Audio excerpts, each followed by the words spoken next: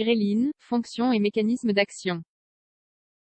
Avec la découverte de la gréline, un large champ de recherche s'est ouvert sur les traitements possibles contre l'obésité, une maladie qui tue des milliers de personnes chaque année. La gréline est une hormone qui est principalement synthétisée dans les parois de l'estomac, ainsi que dans les tissus intestinaux, l'hypophyse, le placenta et le pancréas en petite quantité. La fonction principale de cette hormone est d'informer le cerveau que le corps doit se nourrir. En d'autres termes, elle régule la satiété. C'est pourquoi elle est également connue sous le nom des hormones de la faim. Le niveau de gréline augmente avant de manger et diminue après la prise de nourriture. Son activité est étroitement liée à l'obésité et à l'accumulation de graisse corporelle, en particulier dans la région abdominale.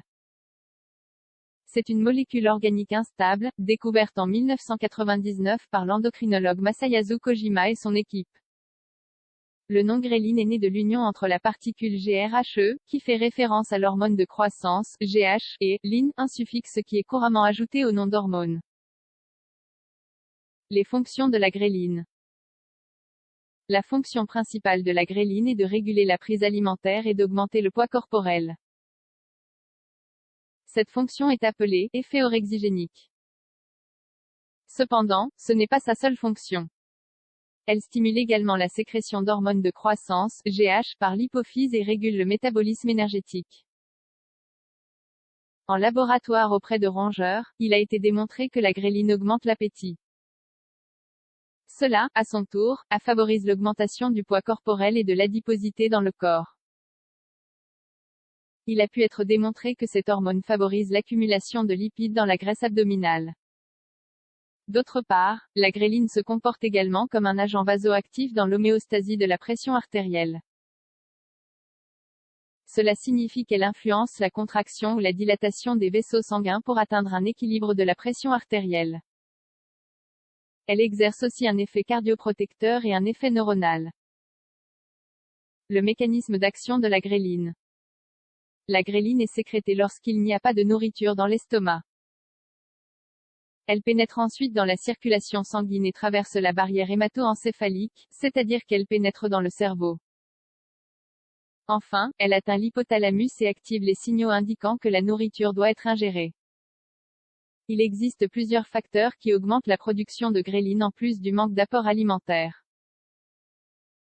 Ce sont les suivants. Manque de sommeil. Le manque de sommeil favorise une augmentation de la sécrétion de cette hormone. Le corps a tendance à compenser le manque de sommeil par un apport alimentaire accru. Stress. La gréline agit souvent en association avec d'autres hormones, comme le cortisol, L', hormone du stress. Dans les états d'angoisse, vous pouvez ressentir une augmentation de l'appétit. Mode de vie sédentaire. Le manque d'exercice augmente l'appétit. Ménopause. La diminution des œstrogènes et de la progestérone provoque une augmentation du stress, ce qui à son tour favorise le manque de contrôle de la prise alimentaire. Âge. Si une routine d'exercice physique est maintenue, le taux de gréline reste stable. Autrement, ce taux a tendance à augmenter avec l'âge. Genre. Les recherches indiquent que le taux de cette hormone a tendance à augmenter davantage chez les femmes. La gréline est produite en faible quantité chez les personnes souffrant d'obésité, d'hypogonadisme, d'acromégalie et de vieillissement. À l'inverse, elle est produite en grande quantité chez les personnes souffrant d'anorexie, de malnutrition et de cachexie. Les aspects à considérer. Il a été démontré que cette hormone agit sur diverses structures du système nerveux central, telles que l'amygdale, l'hippocampe et le noyau du raphe. Tous ces domaines sont liés à la prise alimentaire, mais aussi à l'anxiété et à la mémoire. Il est à noter qu'un taux élevé de cette hormone améliore la mémoire. Actuellement, de multiples recherches sont en cours autour de la gréline. Avant sa découverte, les progrès dans l'étude de l'obésité étaient très limités. Avec la découverte de la gréline, un large horizon s'est ouvert pour traiter l'obésité morbide, une maladie qui cause des milliers de décès dans le monde. Les industries pharmaceutiques sont déterminées à développer un antagoniste des récepteurs de la gréline.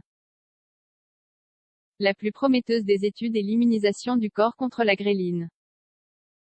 Un vaccin à haute teneur en protéines est testé en Suisse depuis 2005, mais jusqu'à présent, il n'a pas été pleinement efficace.